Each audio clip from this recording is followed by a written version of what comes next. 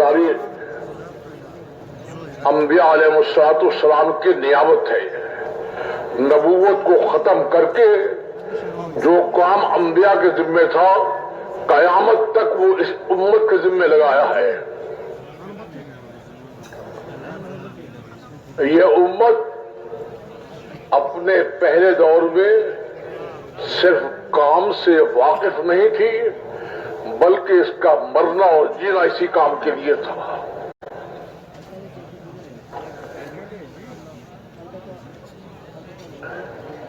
ये किसी चीज के गम में नहीं थी, सिर्फ इसको एक गम लगा हुआ था कि जो अंबिया की नियाबत में काम इसके जिम्मे लगाया गया है, वो ये उम्मत अपने काम को पूरा करे।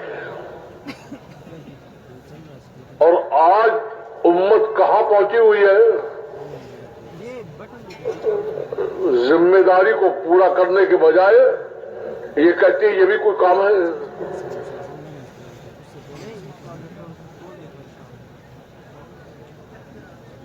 माशाअल्लाह समझदार है।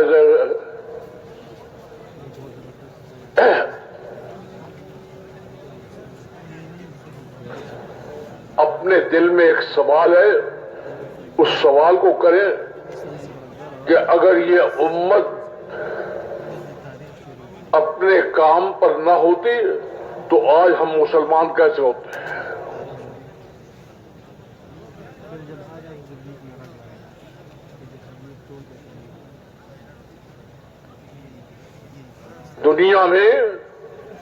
दुनिया में इस्लाम फैलाओ।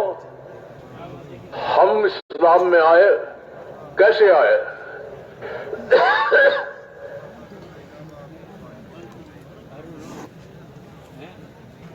वो दावत का काम जो अंबिया अलैहिस्सलाम के जिम्मे था, उम्मत ने उस नियाबत में उसको पूरा किया।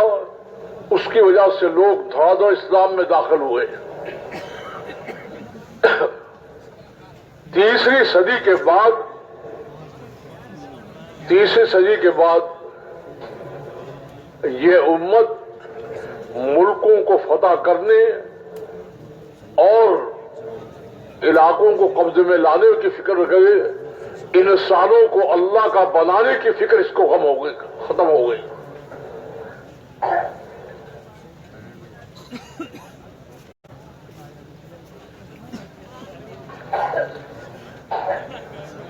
ये सारी उम्मत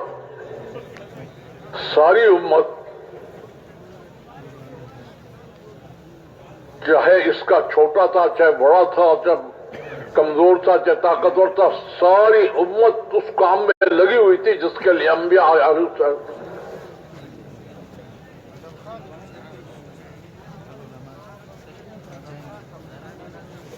अगर आप सीरत और तारीख को देखेंगे तो आपको एक चीज बिल्कुल वाज़ेह नजर आएगी।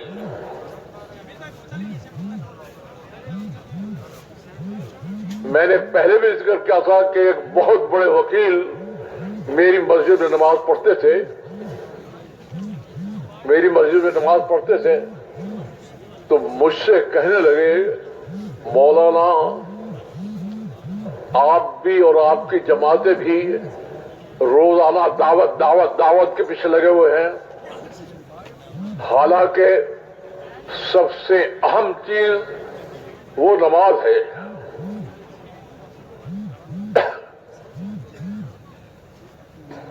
बहुत बड़े वकील थे, जिम्मेदार थे। मैंने उनसे अर्ज किया, मैंने कहा आपने सीरत की किताब पढ़ी है? कहते हैं कई किताबें पढ़ी हैं।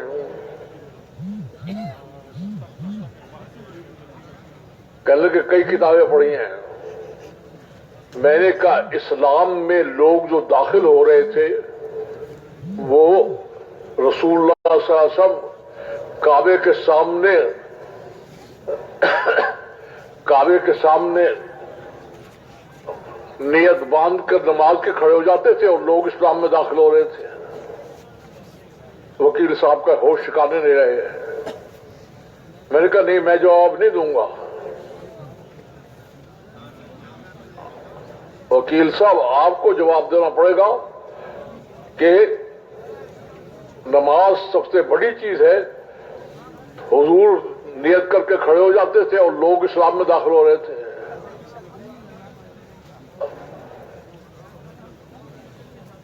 اب وکیل صاحب پریشان. میں نے کہا میں نہیں کہوں گا, میں نہیں بتاؤں گا, آپ کو بتانا پڑے گا. کہنے لگے مولانا وہ تو رسول اللہ صلی اللہ علیہ وسلم کافروں کو دعوت دیتے تھے, وہ کافر اسلام میں داخل ہوتے تھے, آپ مسلمانوں میں کام کرتے ہیں. تو میں نے عرض کیا وکیل صاحب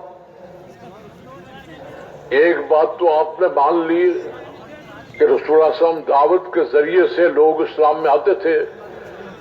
اب آپ سے اگلا سوال میرا یہ ہے کہ جو اسلام میں داخل ہوتا تھا وہ بیت اللہ کے اندر نیت باندھ کے کھڑا ہو جاتا تھا نماز کی یا کیا کرتا تھا؟ وکیل صاحب پریشان. میں نے کہا نہیں آپ بتائیں.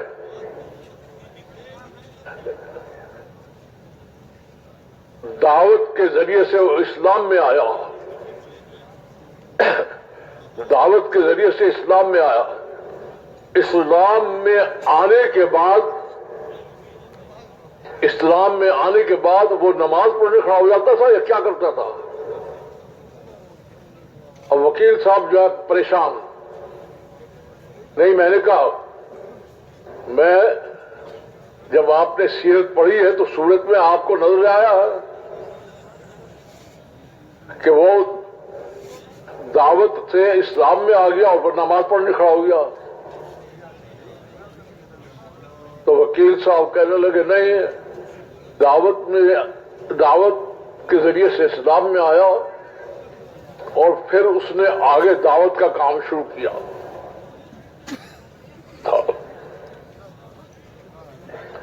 آپ سب تعلیم یافتہ ہیں, سب سے پہلے مسلمان حضرت ابوبکر ہوئے ہیں رضی اللہ تعالی عنہ. سب سے پہلے وہ اور شام کو 6 بڑے بڑے قریش کے سرداروں کو لے کر حضور کی خدمت میں حاضر ہوئے. عرض کیا کہ آج کی میری یہ کمائی ہے.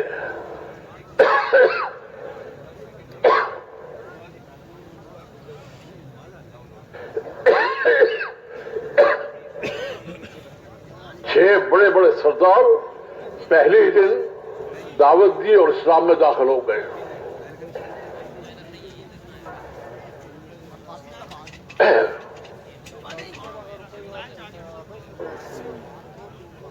سیدنا ابوبکر رضی اللہ تعالی عنہ نے دعوت کے کام کو آگے چلانے کے لیے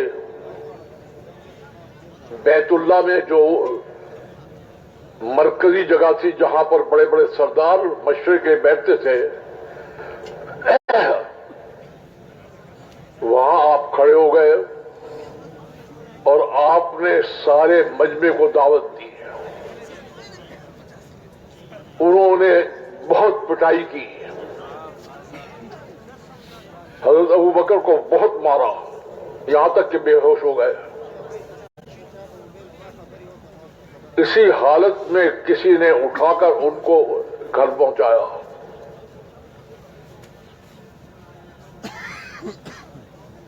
تو سردار بہت بڑا سردار تھا ابن دغنا, وہ حضرت کی خدمت میں حاضر ہوا. کہنے لگے میں آپ کی ذمہ داری لے لیتا ہوں, آپ کو کوئی ہاتھ بھی نہیں لگائے گا, بس آپ ایک کام کریں, نماز پڑھیں, روزہ رکھیں, سب کچھ کے مرضی کریں, آپ کریں لیکن دعوت کا کام نہ کریں. میں آپ کی ذمہ داری لیتا ہوں, کوئی آپ کو ہاتھ نہیں لگائے گا. سیدنا ابو بکر رضی اللہ تعالی نے جواب میں کہا ابن دغنہ سے جان جا سکتی ہے دعوت نہیں چھوٹ سکتی ہے.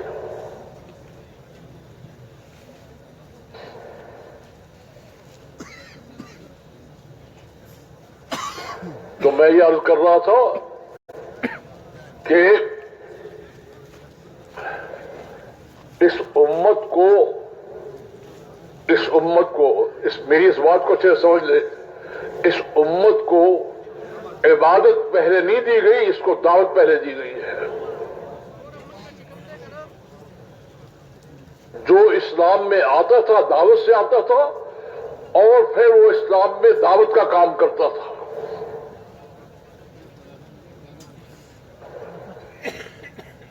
سیدنا بلال رضی اللہ تعالیٰ عنہ ایک غلام تھے, یہ دعوت کا کام کرتے تھے. قریش ان کو کھینچ کے پھینکتے تھے اور کہتے تھے دعوت کو چھوڑ دو وگرنہ اسی طرح مرو. یہ جواب کیا کہتے تھے, میں جان دے سکتا ہوں دعوت کو نہیں چھوڑ سکتا.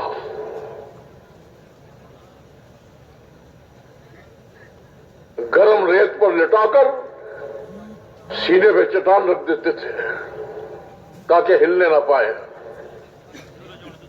بہت پریشان کیا, انہوں نے کہا دعوت نہیں چھوڑ سکتا. اسی طرح سے حضرت عمار بن یاسر کا پورا خاندان تھا, سارا خاندان دعوت میں لگا ہوا تھا, مرد بھی عورت بھی. انہوں نے ان کی والدہ کو اتنا مارا کہ وہ ان کی جان چلی گئی. میں عرض یہ کر رہا ہوں کہ اس کو خوب سمجھ لیجئے کہ اس امت کو عبادت بعد میں دی گئی ہے, دعوت پہلے دی گئی ہے. 10 سال کے بعد نماز نازل ہوئی ہے. 10 سال تک سوائے دعوت کے کوئی کام ہی نہیں تھا. رات دن کا کام دعوت تھا.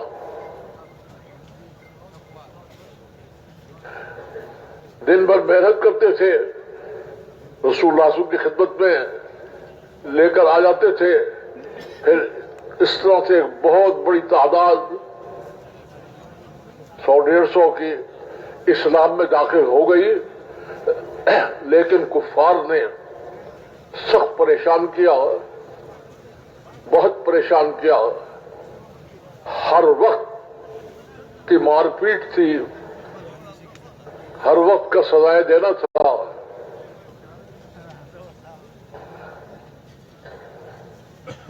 اتنا مارا, اتنا تنگ کیا کہ آخر حضور اکرم صلی اللہ علیہ وسلم ہجرت پر مجبور ہو گئے. آپ ہجرت کے لیے چلے. حضرت ابوبکر صدیق ساتھ تھے. ایک غار کے اندر دونوں چلے گئے. کفار بھی ڈھونڈتے ڈھونڈتے وہاں آ گئے.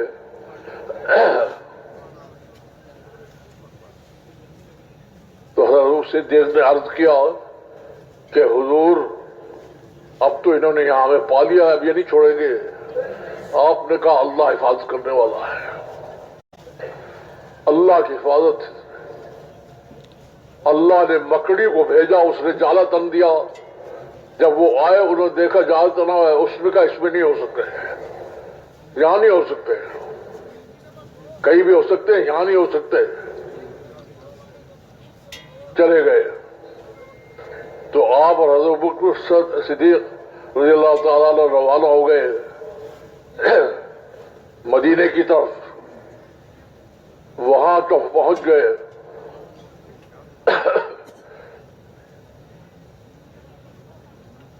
وہاں جا کر وہی دعوت کا کام کیا جو مکے میں کرتے تھے.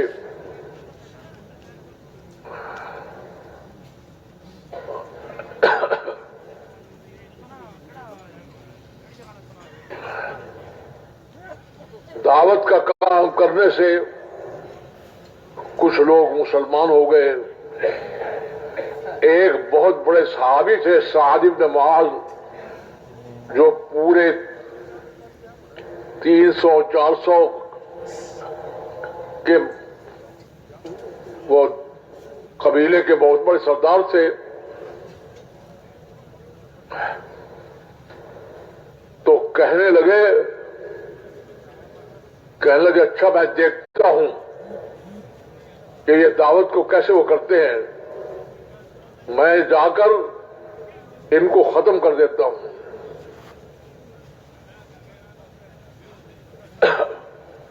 یہ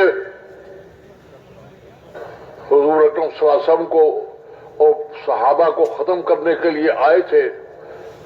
جب یہ وہاں پہنچے تو حضور اکرم صلی اللہ علیہ وسلم نے فرمایا ہماری بات سن لو، اگر پسند آئے تو قبول کر لینا، پسند نہ آئے تو جو مرضی ہے کرنا۔ آپ نے اسلام کی دعوت دی تو حضرت سعد بن معاذ نے دعوت کو فوراً قبول کر لیا اور کیا کہنے لگے کہ حضور آپ یہاں آرام کریں، میں اپنے قبیلے میں جاتا ہوں، میرا قبیلہ 300-400 کا ہے، میں ان کو جا کر دعوت دیتا ہوں۔ تو حضرت سعد بن معاذ نے ان کو جا کر دعوت دی، پورا قبیلہ ایک وقت میں مسلمان ہو گیا۔ اس طرح سے مدینے کے اندر اسلام فوری پھیل گیا۔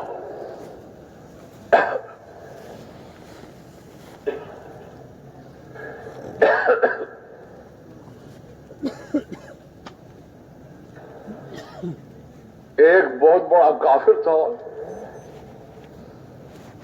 اس نے کہا اچھا یہ مدینے میں جا کر انہوں نے یہ کام شروع کیا ہے، میں ان کو وہیں ختم کر دیتا ہوں۔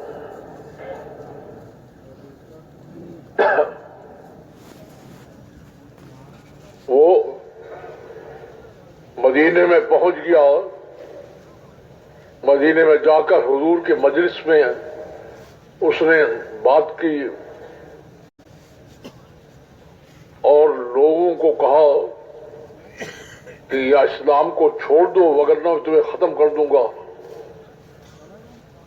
مگر وہ ہمارے جیسے مسلمان تو نہیں تھے، انہوں نے کہا جان جا سکتی ہے، زمین جا سکتی ہے، گھر جا سکتا ہے، بھی بچے چھوٹ سکتے ہیں، اسلام نہیں چھوٹ سکتا اور دعوت کا کام نہیں چھوٹ سکتا۔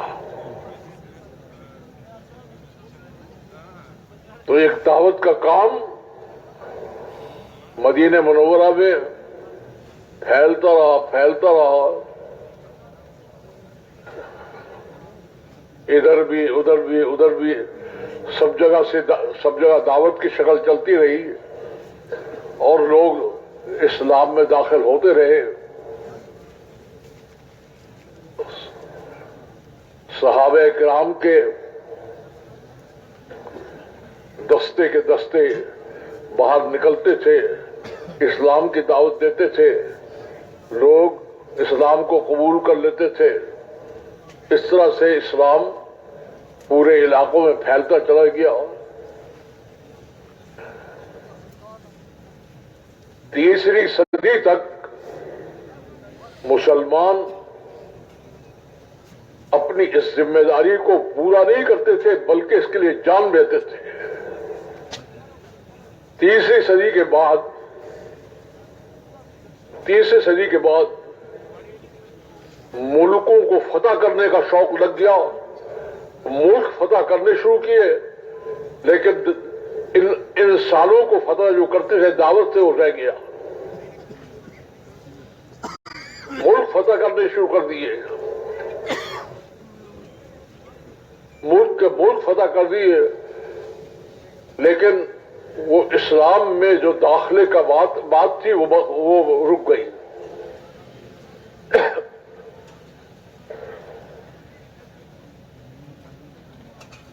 جس کا نتیجہ یہ نکلا کہ ملک تو ہاتھ میں آ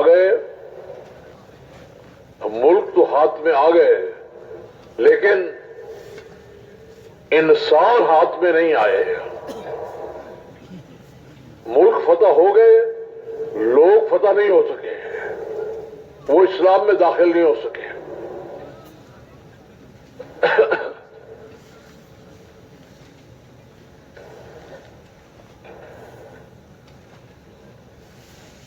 اب اللہ کو جو وعدہ تھا مدد کا وہ دعوت پر تھا، جب دعوت چھوڑ دی تو رک گئے. اب کفار اوپر آ گئے اور مسلمان نیچے چلے گئے.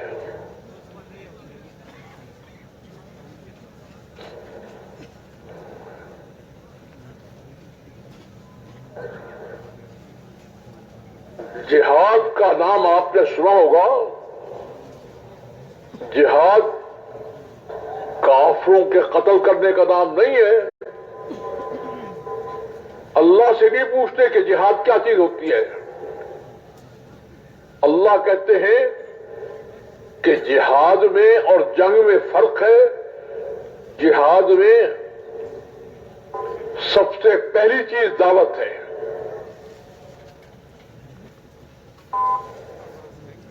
جہاد میں سب سے پہلی چیز دعوت ہے.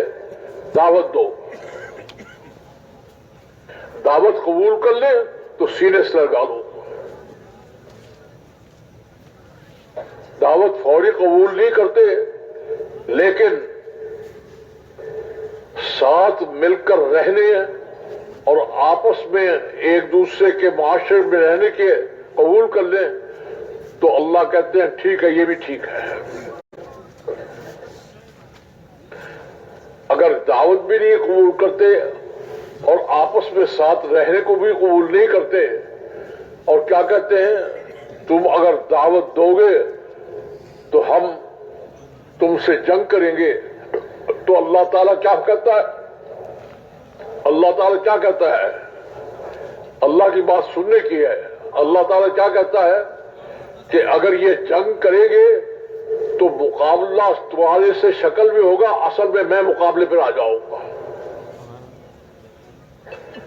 اور جب میں مقابلے پہ آؤں گا تو کون ٹھہرے گا؟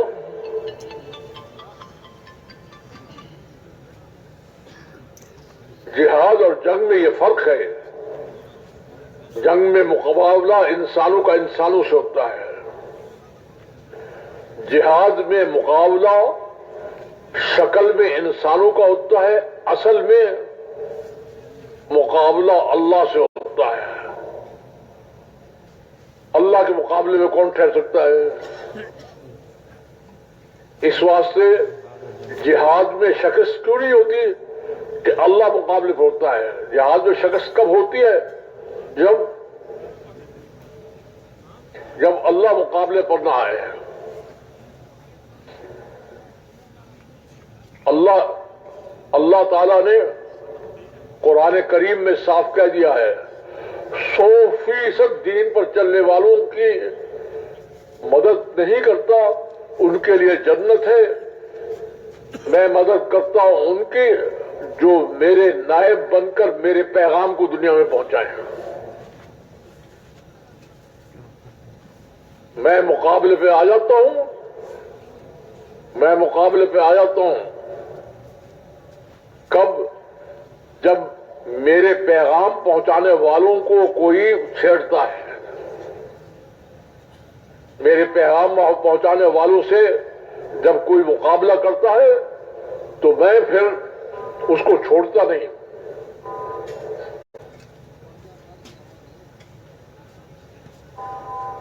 میرے پاس یہ جہاد والے آتے ہیں، میں ان سے پوچھتا ہوں کہ اس وقت جتنا جہاد ہو رہا ہے کبھی ہوا ہے؟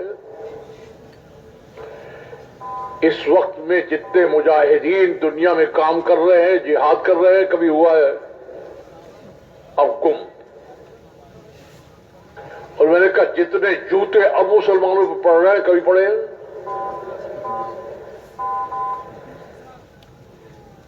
فرق کیا ہے؟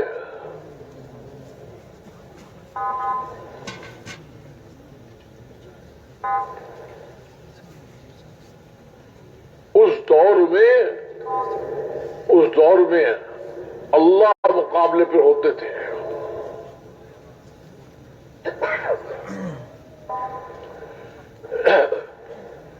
حضور اکرم صلی اللہ علیہ وسلم کی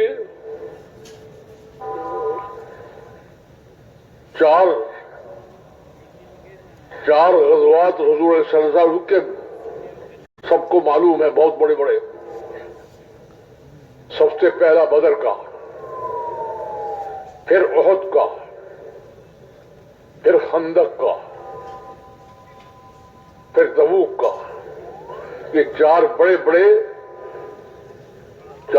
बड़े गज़वात हैं जो हुजूर अकरम सल्लल्लाहु अलैहि वसल्लम के दौर में हुए हैं।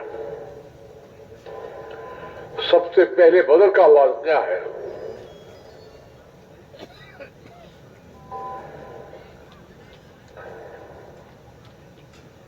आपके इल्म में हो या ना हो, बदर के अंदर मुसलमान जंग के लिए नहीं निकले थे।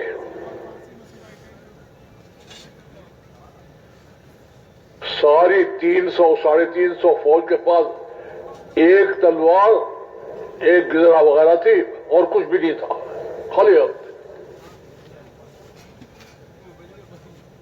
बदर से 40 हुए, मदीने से 40 मील निकलकर रसूलुल्लाह सल्लल्लाहु अलैहि वसल्लम ने मशवरे के लिए सहाबा को बताया। सिर्फ काम से वाकिफ नहीं थी, बल्कि इसका मरना और जीना इसी काम के लिए था।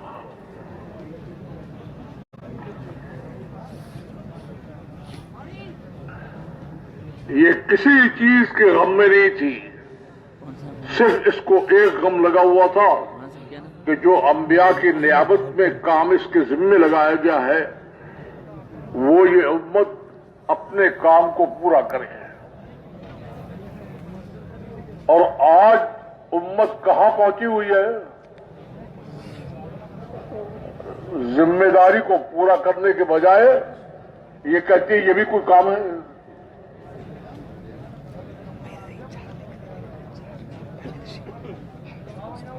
माशाअल्लाह समझदार है।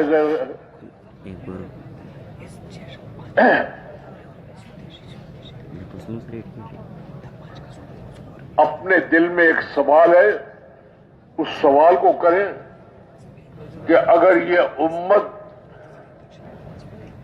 अपने काम पर न होती तो आज हम मुसलमान कैसे होते?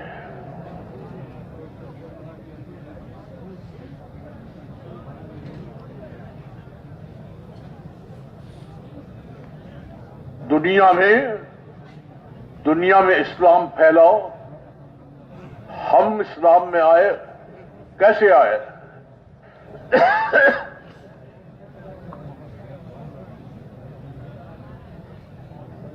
वो दावत का काम जो अंबिया अलैहिस्सलाम के जिम्मे था, उम्मत ने उस नियाबत में उसको पूरा किया। उसकी वजह से लोग धड़ाधड़ इस्लाम में दाखिल हुए। तीसरी सदी के बाद ये उम्मत मुल्कों को फतह करने और इलाकों को कब्जे में लाने की फिक्र में गई। इंसानों को अल्लाह का बनाने की फिक्र इसको खत्म हो गई।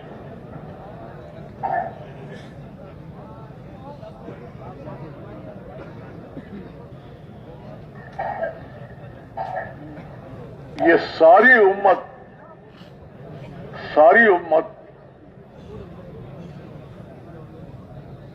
चाहे इसका छोटा था, चाहे बड़ा था, चाहे कमजोर था, चाहे ताकतवर था, सारी उम्मत उस काम में लगी हुई थी जिसके लिए अंबिया आया।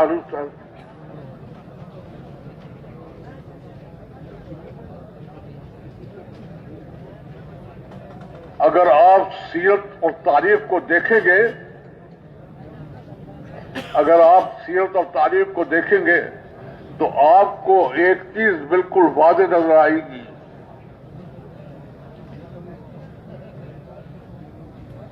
मैंने पहले भी जिक्र किया था कि एक बहुत बड़े वकील मेरी मस्जिद में नमाज पढ़ते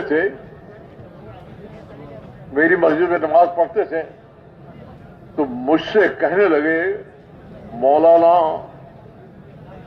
आप भी और आपकी जमातें भी रोजाना दावत के पीछे लगे हुए हैं, हालांकि सबसे अहम चीज वो नमाज है।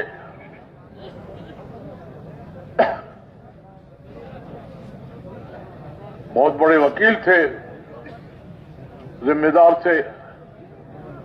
میں نے ان سے عرض کیا، میں نے کہا آپ نے سیرت کی کتاب پڑھی ہے؟ کہتے ہیں کئی کتابیں پڑھی ہیں.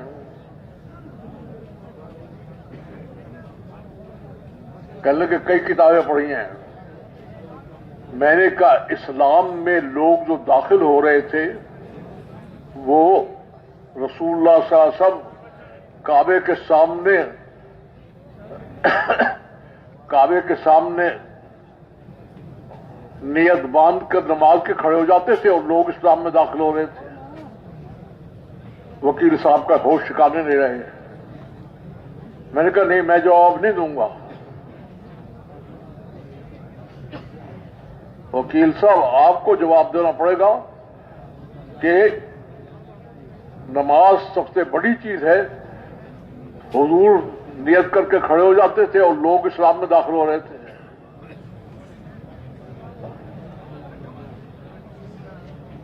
اب وکیل صاحب پریشان. میں نے کہا میں نہیں کہوں گا، میں نہیں بتاؤں گا، آپ کو بتانا پڑے گا. کہنے لگے مولانا وہ تو رسول اللہ صلی اللہ علیہ وسلم کافروں کو دعوت دیتے تھے، وہ کافر اسلام میں داخل ہوتے تھے، آپ مسلمانوں میں کام کرتے ہیں. تو میں نے عرض کیا وکیل صاحب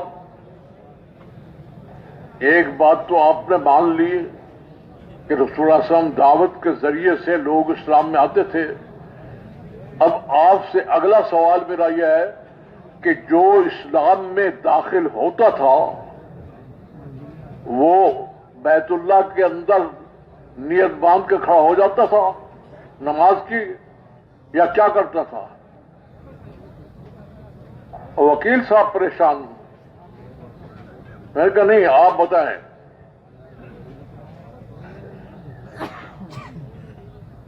دعوت کے ذریعے سے وہ اسلام میں آیا، دعوت کے ذریعے سے اسلام میں آیا. اسلام میں آنے کے بعد وہ نماز پڑھنے کھڑا ہو جاتا تھا یا کیا کرتا تھا؟ اور وکیل صاحب جو ہے پریشان. نہیں، میں نے کہا میں جب آپ نے سیرت پڑھی ہے تو سورت میں آپ کو نظر آیا کہ وہ دعوت سے اسلام میں آ گیا اور پھر نماز پڑھنے کھڑا ہو گیا. تو وکیل صاحب کہنے لگے نہیں، دعوت کے ذریعے سے اسلام میں آیا اور پھر اس نے آگے دعوت کا کام شروع کیا.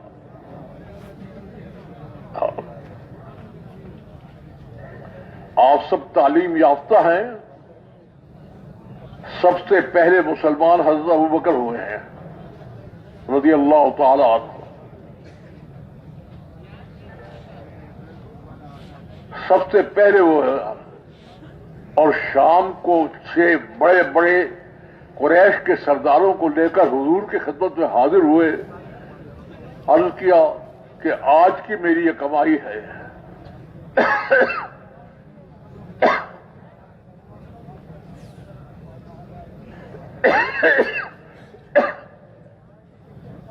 چھ بڑے بڑے سردار پہلے ہی دن دعوت دی اور اسلام میں داخل ہو گئے.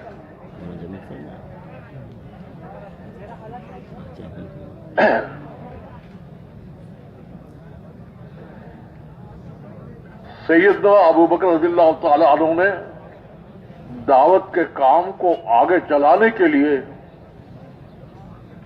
بیت اللہ میں جو مرکزی جگہ تھی جہاں پر بڑے بڑے سردار مشرق کے بیٹھتے تھے، وہاں آپ کھڑے ہو گئے اور آپ نے سارے مجمع کو دعوت دی. انہوں نے بہت پٹائی کی، حضرت ابوبکر کو بہت مارا یہاں تک کہ بے ہوش ہو گئے. اسی حالت میں کسی نے اٹھا کر ان کو گھر پہنچایا.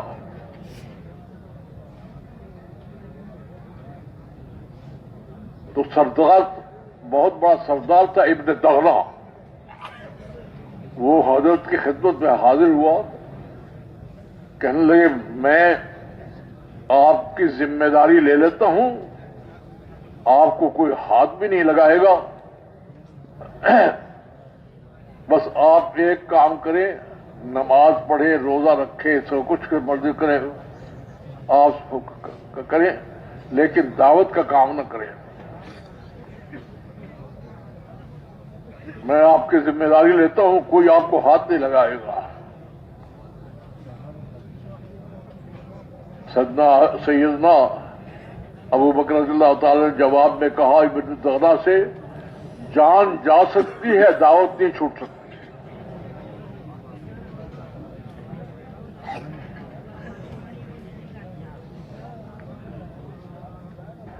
تو میں یہ عرض کر رہا تھا کہ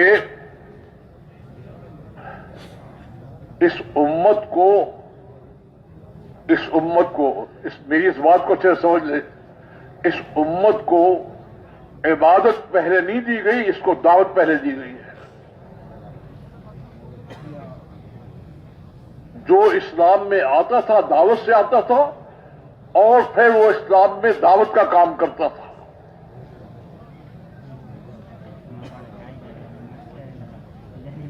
سیدنا بلال رضی اللہ تعالیٰ عنہ ایک غلام تھے، یہ دعوت کا کام کرتے تھے، قریش ان کو کھینچ کے پھینکتے تھے اور کہتے تھے دعوت کو چھوڑ دو وگرنہ اسی طرح مرو۔ یہ جواب یہ کیا کہتے تھے، میں جان دے سکتا ہوں، دعوت کو نہیں چھوڑ سکتا۔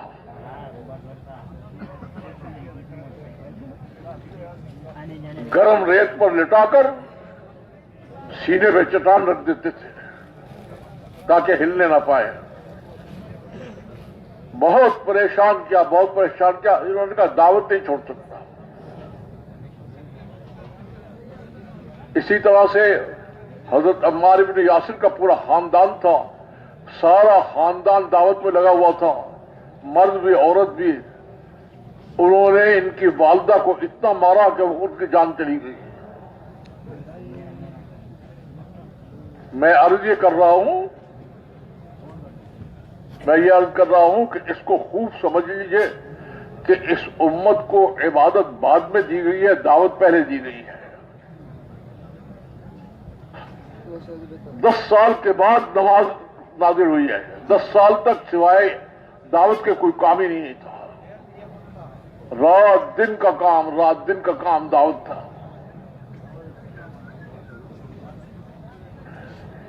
دن بھر محنت کرتے تھے، رسول اللہ صلی اللہ علیہ وسلم کی خدمت میں لے کر آ جاتے تھے، پھر اس طرح سے ایک بہت بڑی تعداد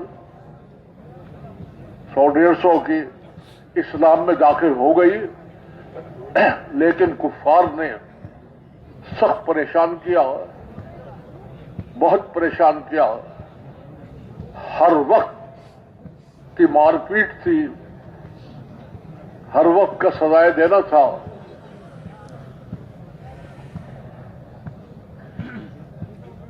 اتنا مارا، اتنا تنگ کیا کہ آخر حضور اکرم صلی اللہ علیہ وسلم ہجرت پر مجبور ہو گئے۔ آپ ہجرت کے لیے چلے، حضرت ابوبکر صدیق ساتھ تھے، ایک غار کے اندر دونوں چلے گئے، کفار بھی ڈھونڈتے ڈھونڈتے وہاں آ گئے۔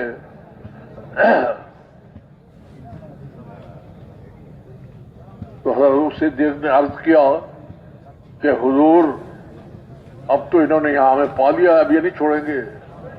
آپ نے کہا اللہ حفاظت کرنے والا ہے، اللہ کی حفاظت۔ اللہ نے مکڑی کو بھیجا، اس نے جالا تن دیا، جب وہ آئے انہوں نے دیکھا جالا تنا ہوا ہے، اس نے کہا اس میں نہیں ہو سکتے، یہاں نہیں ہو سکتے، کہیں بھی ہو سکتے، یہاں نہیں ہو سکتے۔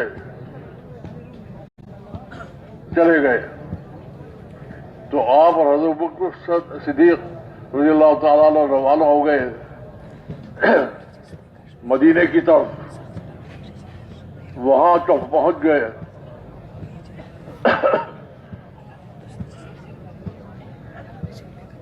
وہاں جا کر وہی دعوت کا کام کیا جو مکے میں کرتے تھے.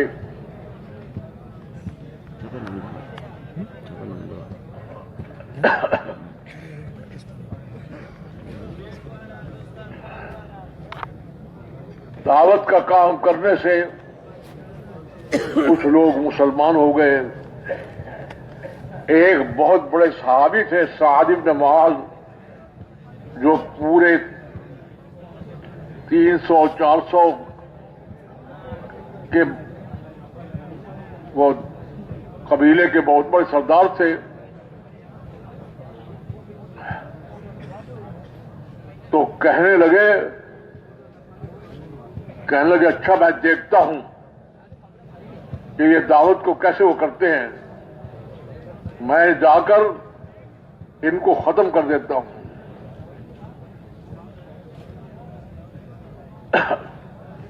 یہ حضور اکرم صلی اللہ علیہ وسلم کو اور صحابہ کو ختم کرنے کے لیے آئے تھے. جب یہ وہاں پہنچے تو حضور اکرم صلی اللہ علیہ وسلم نے فرمایا ہماری بات سن لو، اگر پسند آئے تو قبول کر لینا، پسند نہ آئے تو جو مرضی ہے کرنا. آپ نے اسلام کی دعوت دی تو حضرت سعد بن معاذ نے دعوت کو فوراً قبول کر لیا اور کیا کہنے لگے کہ حضور آپ یہاں آرام کریں، میں اپنے قبیلے میں جاتا ہوں، میرا قبیلہ 400 کا ہے، میں ان کو جا کر دعوت دیتا ہوں. تو حضرت سعد بن معاذ نے ان کو جا کر دعوت دی، پورا قبیلہ ایک وقت میں مسلمان ہو گیا. اس طرح سے مدینے کے اندر اسلام فوری پھیل گیا.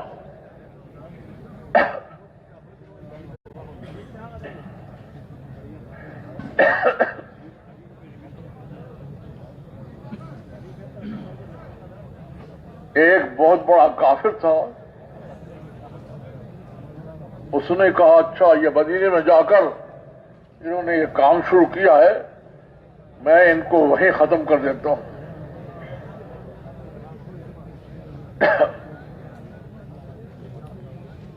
وہ مدینے میں پہنچ گیا، مدینے میں جا کر حضور کی مجلس میں اس نے بات کی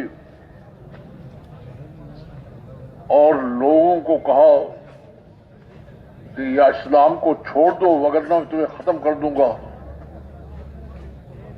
مگر وہ ہمارے جیسے مسلمان تو نہیں تھے. انہوں نے کہا جان جا سکتی ہے، زمین جا سکتی ہے، گھر جا سکتا ہے، بیوی بچے چھوٹ سکتے ہیں، اسلام نہیں چھوٹ سکتا اور دعوت کا کام نہیں چھوٹ سکتا. تو ایک دعوت کا کام مدینہ منورہ میں پھیلتا رہا، ادھر بھی سب جگہ دعوت کی شکل چلتی رہی اور لوگ اسلام میں داخل ہوتے رہے. صحابہ کرام کے دستے کے دستے باہر نکلتے تھے، اسلام کی دعوت دیتے تھے، لوگ اسلام کو قبول کر لیتے تھے. اس طرح سے اسلام پورے علاقوں میں پھیلتا چلا گیا. 3 صدی تک مسلمان اپنی اس ذمہ داری کو پورا نہیں کرتے تھے بلکہ اس کے لیے جان دیتے تھے. 3 صدی کے بعد ملکوں کو فتح کرنے کا شوق لگ گیا، ملک فتح کرنے شروع کیے، لیکن ان انسانوں کو فتح جو کرتے تھے دعوت سے وہ رہ گیا. ملک فتح کرنے شروع کر دیے، ملک فتح کر دیے، لیکن وہ اسلام میں جو داخلے کا بات تھی وہ رک گئی.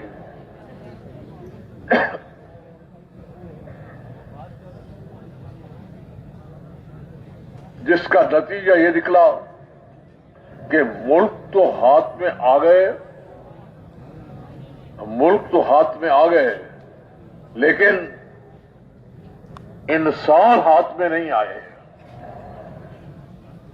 ملک فتح ہو گئے، لوگ فتح نہیں ہو سکے، وہ اسلام میں داخل نہیں ہو سکے.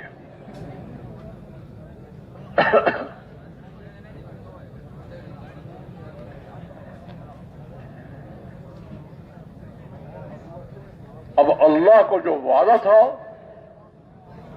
مدد کا وہ دعوت پر تھا، جب دعوت چھوڑ دی تو رک گئے. اب کفار اوپر آ گئے اور مسلمان نیچے چلے گئے.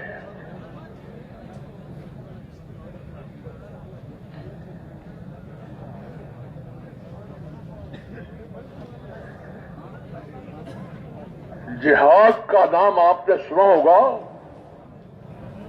جہاد کافروں کے قتل کرنے کا نام نہیں ہے. اللہ سے نہیں پوچھتے کہ جہاد کیا چیز ہوتی ہے. اللہ کہتے ہیں کہ جہاد میں اور جنگ میں فرق ہے. جہاد میں سب سے پہلی چیز دعوت ہے.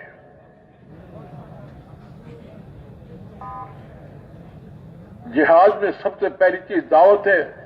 دعوت دو. دعوت قبول کر لیں تو سینے سے لگ ڈالو. دعوت فوری قبول نہیں کرتے لیکن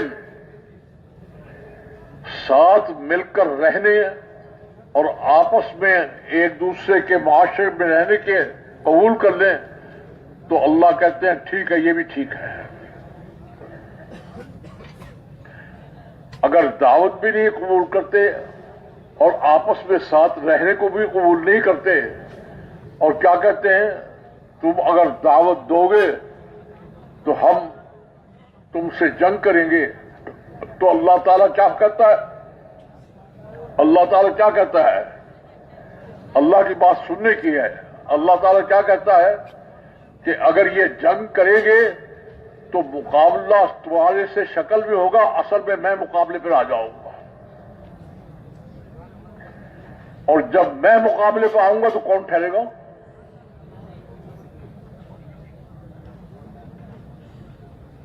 جہاد اور جنگ میں یہ فرق ہے. جنگ میں مقابلہ انسانوں کا انسانوں سے ہوتا ہے. جہاد میں مقابلہ شکل میں انسانوں کا ہوتا ہے، اصل میں مقابلہ اللہ سے ہوتا ہے. اللہ کے مقابلے میں کون ٹھہر سکتا ہے؟ اس واسطے جہاد میں شکست کیوں نہیں ہوتی کہ اللہ مقابلے پر ہوتا ہے. جہاد میں شکست کب ہوتی ہے؟ جب اللہ مقابلے پر نہ آئے.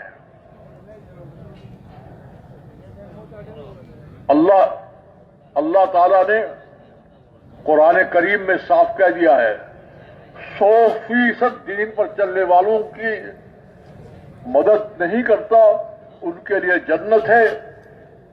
میں مدد کرتا ہوں ان کی جو میرے نائب بن کر میرے پیغام کو دنیا میں پہنچائیں.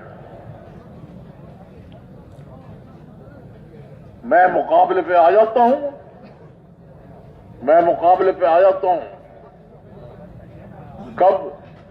جب میرے پیغام پہنچانے والوں کو کوئی چھیڑتا ہے. میرے پیغام پہنچانے والوں سے جب کوئی مقابلہ کرتا ہے تو میں پھر اس کو چھوڑتا نہیں.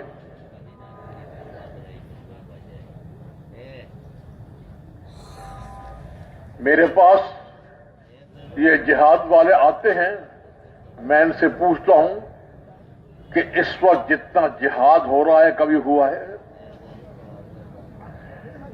اس وقت میں جتنے مجاہدین دنیا میں کام کر رہے ہیں، جہاد کر رہے ہیں، کبھی ہوا ہے؟ اب گم. اور میں نے کا جتنے جوتے اب مسلمانوں پہ پڑ رہے ہیں کبھی پڑے ہیں؟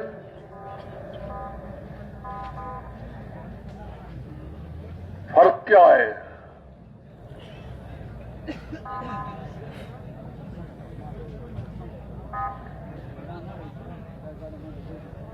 اس دور میں اللہ مقابلے پہ ہوتے تھے.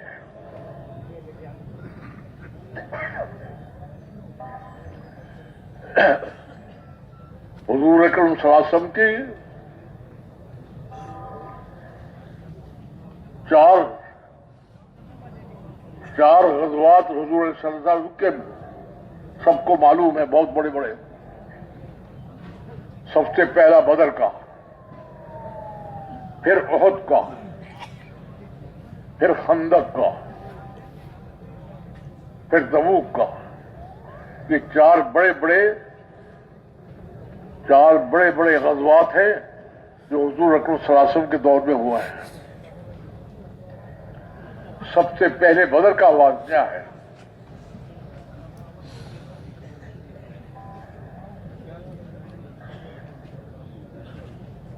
آپ کے علم میں ہو یا نہ ہو، بدر کے اندر مسلمان جنگ کے لیے نہیں نکلے تھے.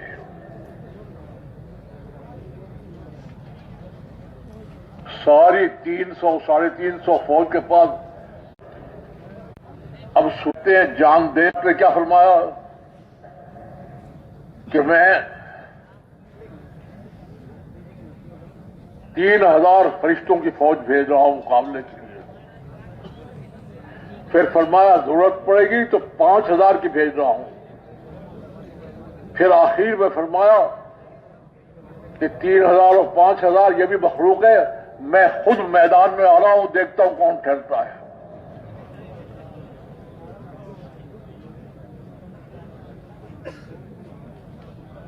تو جب اللہ مقابلے پہ آ جائے تو پھر کون کا غالب آ سکتا ہے؟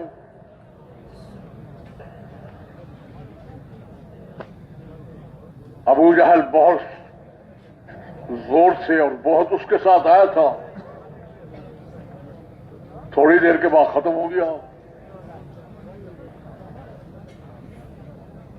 1000 فوج میں سے ایک بڑی تعداد کو پکڑ لیا، ایک بڑی تعداد جو ہے ماری گئی، ایک بڑی تعداد جو ہے وہ بھاگ گئی. مسلمان غالب آ گئے.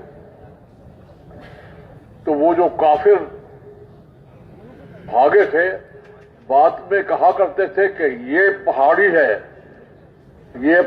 ہے بدر کی. یہاں سے ہم نے دیکھا سبز لباس پہنے ہوئے فرشتوں کی فوج اتر رہی ہے. وہ تو ایک ہی فرشتہ کافی ہے، 1000 فرشتے تو پتہ نہیں کیا کر دیں. دوسری جنگ وہ غزوہ احد ہے. غزوہ احد میں تھوڑے سے مقابلے کے بعد کافر شکست کھا گئے. حضور اکرم صلی اللہ علیہ وسلم نے منع کیا تھا کہ تم اس پہاڑی سے نیچے نہ آنا، چاہے ہماری فتح ہو چاہے شکست ہو، تم وہی انتظار کرنا. جب فتح ہو گئی تو آپس میں کیا کہنے لگے تو فتح ہو گئی ہے، کفار بھاگ گئے ہیں، اب تو فتح ہو گئی، اس طرح سے اترو اور سامان غنیمت کو سمیٹو. ان کو منع کیا تھا کہ وہاں پہاڑی سے نہ اترنا. کفار نے دیکھا کہ پہاڑی کی جگہ خالی ہے تو وہ وہاں سے اتر کے آ گئے اور انہوں نے پکڑنا شروع کر دیا، حتیٰ کہ حضور اکرم صلی اللہ علیہ وسلم کو مارا. آپ کے دندان مبارک شہید ہو گئے.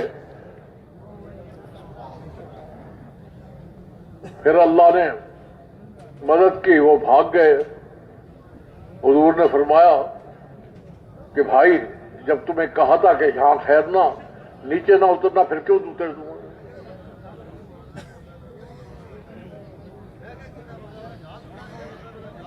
حکم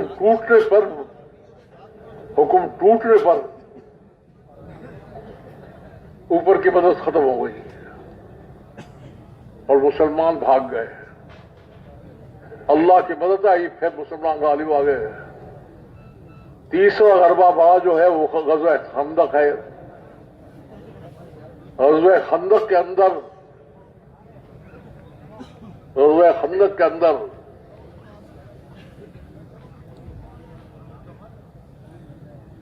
جو صورت پیش آئی ہے وہ کیا ہے کہ پورا عرب مقابلے پہ آ گیا اور پورے عرب کی فوج آ گئی۔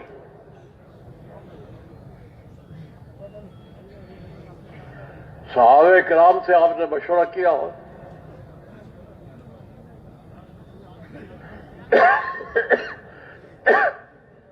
صحابہ کرام سے آپ نے مشورہ کیا کہ احزاب یعنی پورے ملک کی فوجیں آ گئی ہیں، اب کیا کریں؟ صحابہ کرام نے کہا کہ حضور جو کچھ بھی ہے ہم مقابلہ کریں گے۔ تو اوپر سے اللہ کا پیغام آ گیا،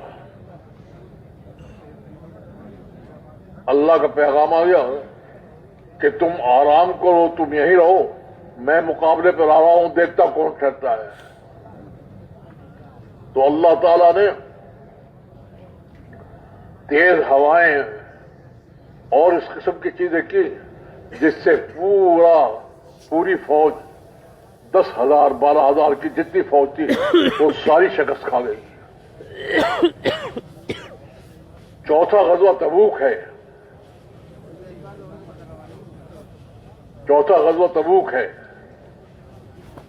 تبوک کے اندر مسلمانوں کی فوج تھوڑی سی تھی اور کفار کی بہت زیادہ تھی۔ نہیں، مسلمانوں کی بہت زیادہ تھی، کفار کی تھوڑی تھی۔ جوانوں میں جوش ہوتا ہے جوانی کا، کہنے لگے ہم پہلے تھوڑے تھے تو غالب آ گئے تھے، اب تو ہم بہت زیادہ ہیں۔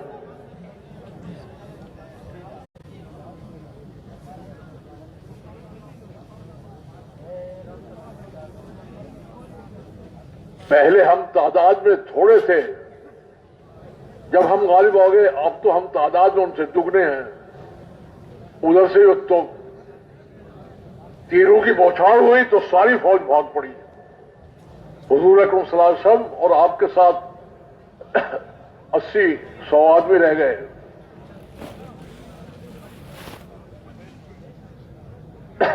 اور آپ آگے بڑھ رہے تھے اور فرما رہے تھے النبی لا کذب، میں جھوٹا نبی نہیں ہوں۔ الم عبد المطلب، جس کی تمہیں تلاش ہے وہ عبد المطلب کا بیٹا میں ہی ہوں۔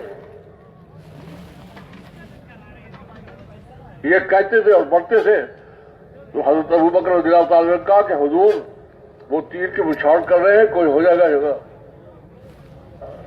آپ نے فرمایا اللہ وحدہ، ایک اللہ کی ذات کے لیے تعریف ہے۔ نصر عبدہ، جس نے ہر موقع پر اپنے بندے کی مدد کی ہے۔ وہ ہزم الاحزاب وحدہ، اور ہر مقام پر ہم نے شکست نہیں دی، اس نے اکیلے شکست دی ہے۔ یہ کہتے جاتے تھے، بڑھتے جاتے تھے۔ تھوڑی دیر کے بعد وہ بھاگ گئے، آپ غالب آ گئے۔ جب ان کو پکڑ دھکڑ کی، ان سے پوچھا، انہوں نے کہا جو مٹی کی مٹھی آپ نے پھینکی تھی اس سے ہم سارے اندھے ہو گئے تھے، اب مقابلہ کیا کرتے ہیں؟ یہ ساری بات میں کہہ رہا ہوں، دو باتیں سمجھ لیں کہ جہاد میں سب سے پہلی چیز دعوت ہے، اگر دعوت نہیں ہے تو جہاد نہیں ہے۔ وہ سمجھ آئیے بات یا نہیں؟ اور جہاد اور جنگ کا فرق کیا ہے؟ جہاد میں اللہ مقابلے پر ہوتے ہیں، شکل میں انسان ہوتے ہیں، تو اللہ کا مقابلہ کون کر سکتا ہے؟ ہم نے دعوت کا جب کام چھوڑا تو اللہ کی مدد ختم ہو گئی۔ ہر جگہ ऊपर से हर जगह बाहर खाने लगे।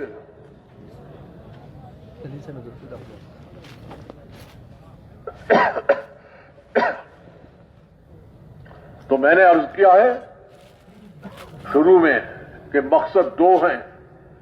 एक ये है कि उम्मत अंबिया की नियाबत के काम पर आ जाए और जिस तरह से इंसानों को अल्लाह की तरफ बुलाते थे और इंसानों को अल्लाह का बनाते थे उस काम पर लग जाए। और दूसरा, जो अल्लाह ने तरतीब रखी है काम करने की उस तरतीब से काम करे, अपने अकल से ना काम करे। जो अल्लाह ने तरतीब रखी है अंबिया की, सबसे पहले उसमें दावत है। अंबिया के काम में, मैं खत्म कर रहा हूं, गौर से सुन लें, अंबिया के काम में सबसे पहले दावत है। दावत से इबादत का निजाम कायम होता है। दावत और इबादत जब हो जाए तो अल्लाह की माइयत हासिल होती है, अल्लाह साथ हो जाते हैं। जब अल्लाह साथ होते हैं तो अल्लाह क्या कहते हैं, मैं तुम्हें यहां दुनिया में अपना नायब बना रहा हूं और आखिरत में तुम मेरे मुसाहिब और दरबारी होगे। नायब बनाने का मतलब यह है कि अल्लाह ये कह देते हैं तमाम मखलूकात को कि ये मेरे नायब हैं। जिस तरह मेरे हुक्म को मानते हो उनके हुक्म में रहो। हवाएं भी हुक्म को मानती हैं, पानी भी मानते हैं, समंदर भी मानते हैं, दरिया भी मानते हैं, सारे अल्लाह के हुक्मों को मानते हैं।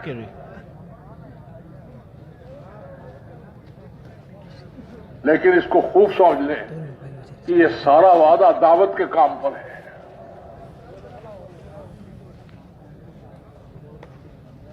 अल्लाह हमें अपने काम पर वापस आने की तौफीक दे, इसके लिए आप तैयार हैं?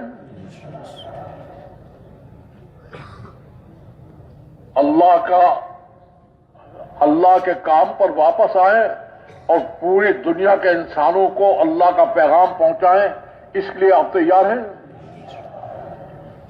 अब इसलिए 3 नियतें कर रहे हैं। सबसे पहली नियत करें कि हम अपने काम पर आने को तैयार हैं और पूरी दुनिया में जाने को तैयार हैं। ठीक है। दूसरी नियत यह करें कि हम पूरी उम्मत को दोबारा दावत के काम पर लाएंगे, सारी उम्मत को दावत वाला बनाएंगे। इरादा करते नहीं। तीसरी जो है नियत, यह जरा मुश्किल है।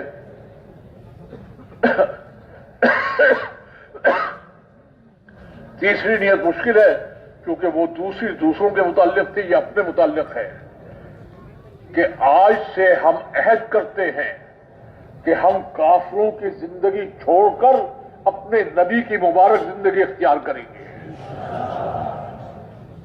आज हमारी शक्लें काफिरों की, लिबास काफिरों का, घर में रहना सहना काफिरों का, खाना पीना काफिरों का। तो इसका अहद करें कि हम काफिरों की जिंदगी से तौबा करते हैं और अपने नबी की मुबारक जिंदगी इख्तियार करेंगे। और जिस तरह से नबी की जिंदगी इख्तियार करेंगे, इसी तरह से नबी की जो मेहनत दावत है वो भी अपनी जिंदगी में इख्तियार करेंगे। जिंदगी नबी वाली और काम भी नबी वाला। तैयार है इसके लिए? अब इस मजमे में जिन लोगों ने 3 चिल्ले लगा लिए हैं, हर साल का चिल्ला देते हैं, अपने मकाम पर 3 दिन काम करते हैं और काम करते हैं, वो सारे के सारे जैसे अभी इरादा किया है कि हम अपने काम पर वापस आने को तैयार हैं और दुनिया में जाने को तैयार हैं, वो खड़े होकर साल 7 महीने के लिए अपने आप को पेश कर दें। हाँ जी, और मैं खड़े होकर साल 7 महीने के लिए।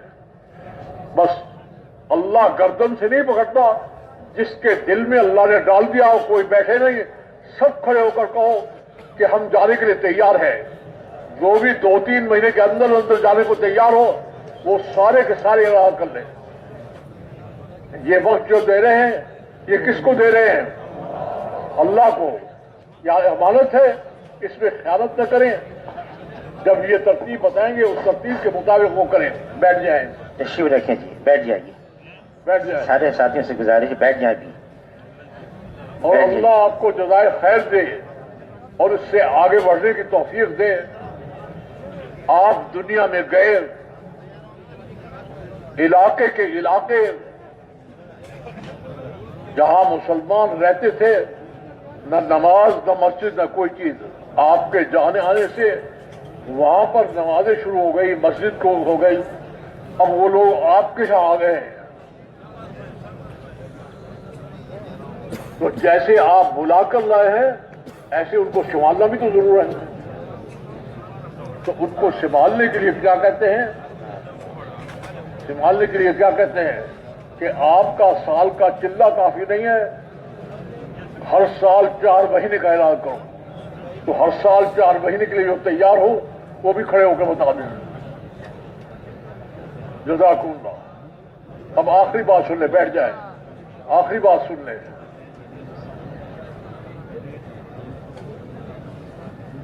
آپ کے ملک میں ایسے علاقے ہیں جہاں لوگ مسلمان ہیں لیکن کلمہ نہیں آتا, نماز نہیں آتی. ان علاقوں میں جا کر لوگوں کو کلمہ سکھانے کے لیے, نماز پڑھانے کے لیے, دین پر لانے کے لیے محنت کی ضرورت ہے. تو اس میں ملک میں, اپنے ملک میں محنت کرنے کے لیے پیدل جماعتیں سال کی چاہیے. جو اپنے ملک میں سال کے لیے پیدل چلنے کو تیار ہے وہ کھڑے ہو جائیں. اپنے ملک میں کھڑے ہو جائیں. اپنے ملک میں علاقے سے علاقوں کرو. اللہ آپ کی برکت سے ان کو دین نصیب فرما دے گا اور آپ اللہ کے مقرب بن جائیں گے, قریب بن جائیں گے. اللہ آپ کو اپنا بنا لے گا.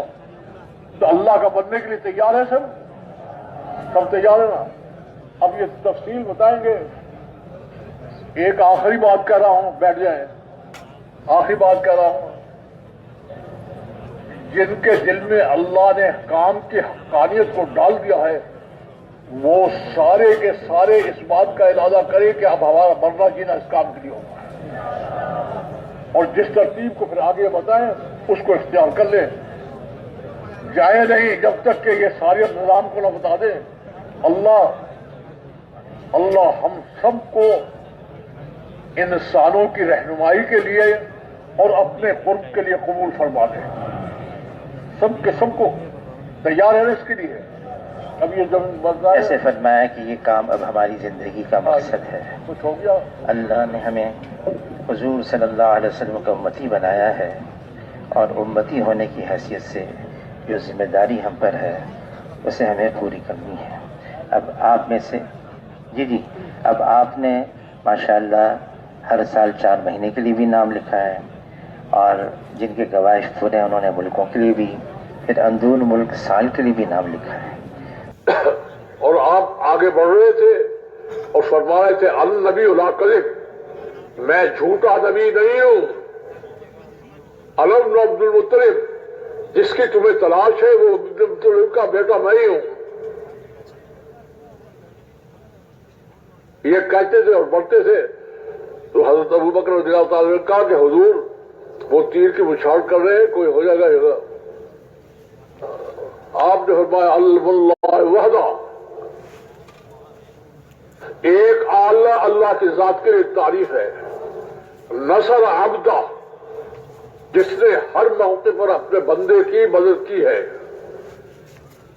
وہ حزب الاحزاب وحدہ, اور ہر مقام پر ہم نے شکست نہیں دی, اس نے اکیلے شکست دی ہے. یہ کہتے جاتے تھے, بڑھتے جاتے تھے. تھوڑی دیر کے بعد وہ بھاگ گئے. آپ غالب آ گئے. جب ان کو پکڑ دھکڑ کی, ان سے پوچھا, انہوں نے کہا جو مٹی کی مٹھی آپ نے پھینکی تھی اس سے ہم سارے اندھے ہو گئے تھے, اب مقابلہ کیا کرتے ہیں. یہ ساری بات میں کہہ رہا ہوں،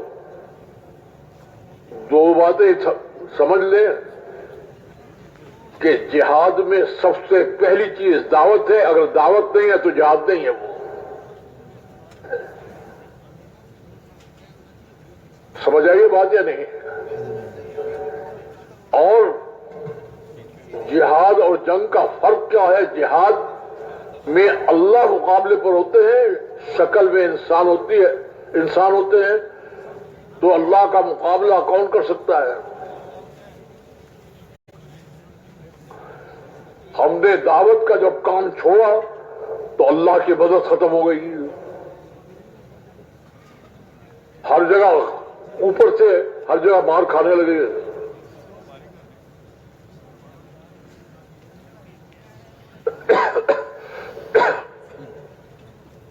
تو میں نے عرض کیا ہے شروع میں کہ مقصد دو ہیں.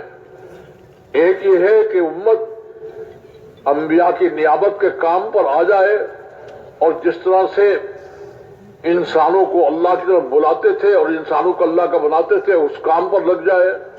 اور دوسرا جو اللہ نے ترتیب رکھی ہے کام کرنے کی اس ترتیب سے کام کرے، اپنے عقل سے نہ کام کرے. جو اللہ نے ترتیب رکھی ہے انبیاء کی، سب سے پہلے اس میں دعوت ہے. انبیاء کے کام میں میں ختم کر رہا ہوں، غور سے سن لیں. انبیاء کے کام میں سب سے پہلے دعوت ہے. دعوت سے عبادت کا نظام قائم ہوتا ہے. دعوت اور عبادت جب ہو جائے تو اللہ کی معیت حاصل ہوتی ہے، اللہ ساتھ ہو جاتے ہیں.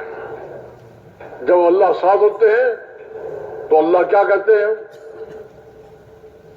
میں تمہیں یہاں دنیا میں اپنا نائب بنا رہا ہوں اور آخرت میں تم میرے مصاحب اور درباری ہوگے.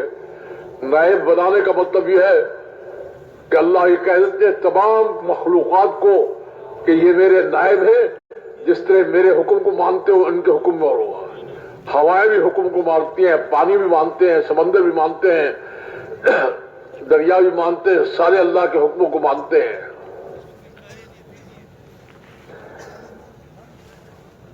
لیکن اس کو خوب سمجھ لیں کہ یہ سارا وعدہ دعوت کے کام پر ہے.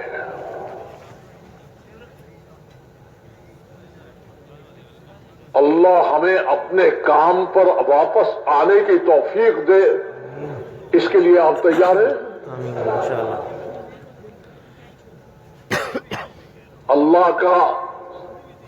اللہ کے کام پر واپس آئیں اور پوری دنیا کے انسانوں کو اللہ کا پیغام پہنچائیں، اس کے لیے آپ تیار ہیں؟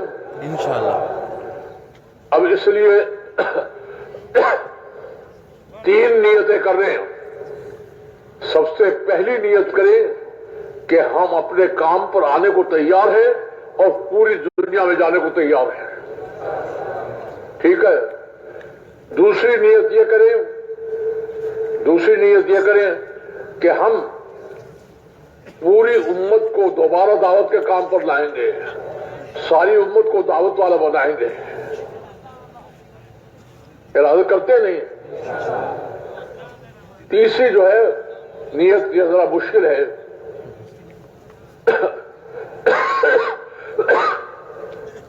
تیسری نیت مشکل ہے کیونکہ وہ دوسروں کے متعلق تھی، یہ اپنے متعلق ہے کہ آج سے ہم عہد کرتے ہیں کہ ہم کافروں کی زندگی چھوڑ کر اپنے نبی کی مبارک زندگی اختیار کریں گے. آج ہماری شکلیں کافروں کی، لباس کافروں کا، گھر میں رہنا سہنا کافروں کا، کھانا پینا کافروں کا. تو اس کا عہد کریں کہ ہم کافروں کی زندگی سے توبہ کرتے ہیں اور اپنے نبی کی مبارک زندگی اختیار کریں گے. اور جس طرح سے نبی کی زندگی اختیار کریں گے اسی طرح سے نبی کی جو محنت دعوت ہے وہ بھی اپنی زندگی میں اختیار کریں گے. زندگی نبی والی اور کام بھی نبی والا. تیار ہے اس کے لیے؟ اب اس مجمع میں جن لوگوں نے 3 चिल्ले लगा लिए हैं, हर साल का चिल्ला देते हैं, अपने मकाम पर 3 दिन काम करते हैं और काम करते हैं, वो सारे के सारे जैसे अभी इरादा किया है कि हम अपने काम पर वापस आने को तैयार है और दुनिया में जाने को तैयार है, वो खड़े होकर साल 7 महीने के लिए अपने आप को पेश कर दें। हाँ जी, और मैं खड़े होकर साल 7 महीने के लिए, बस अल्लाह गर्दन से नहीं पकड़ता, जिसके दिल में अल्लाह ने डाल दिया हो, कोई बैठे नहीं, सब खड़े होकर कहो कि हम जाने के लिए तैयार हैं। जो भी 2-3 महीने के अंदर अंदर जाने को तैयार हो, वो सारे के सारे इरादा कर ले। ये वक्त जो दे रहे हैं, ये किसको दे रहे हैं? अल्लाह को। या अमानत है, इसमें ख्यानत न करें। जब ये तरतीब बताएंगे, उस तरतीब के मुताबिक वो करें। बैठ जाएं। तशरीफ रखें जी, बैठ जाइए, बैठ जाए। सारे साथियों से गुजारिश है, बैठ जाइए। और अल्लाह आपको जज़ाए खैर दे और इससे आगे बढ़ने की तौफीक दे।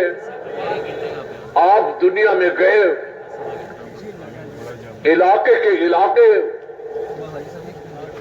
जहां मुसलमान रहते थे, न नमाज न मस्जिद न कोई चीज, आपके जाने आने से वहां पर नमाजें शुरू हो गई, मस्जिद को हो गई। अब वो लोग आपके यहाँ आ गए हैं, तो जैसे आप बुला कर लाए हैं, ऐसे उनको संभालना भी तो जरूरत है। तो उनको संभालने के लिए क्या कहते हैं? संभालने के लिए क्या कहते हैं कि आपका साल का चिल्ला काफी नहीं है, हर साल 4 महीने का ऐलान करो। तो हर साल 4 महीने के लिए जो तैयार हो, वो भी खड़े होकर बता दें। जज़ाकुमुल्लाह। अब आखिरी बात सुन ले, बैठ जाए, आखिरी बात सुन ले।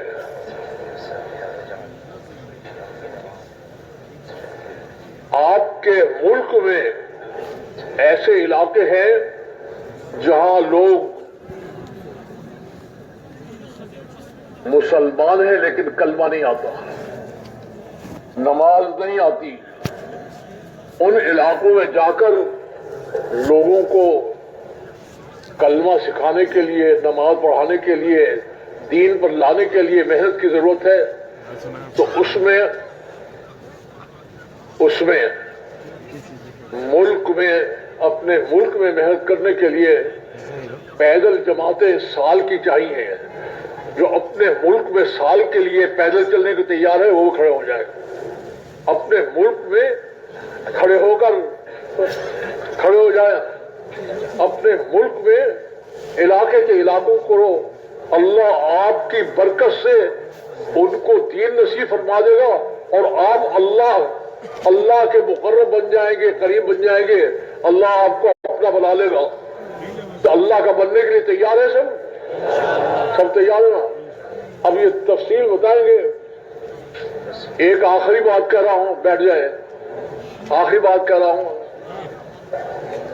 जिनके दिल में अल्लाह ने काम की हक्कानियत को डाल दिया है, वो सारे के सारे इस बात का इरादा करें कि अब हमारा मरना जीना इस काम के लिए होगा।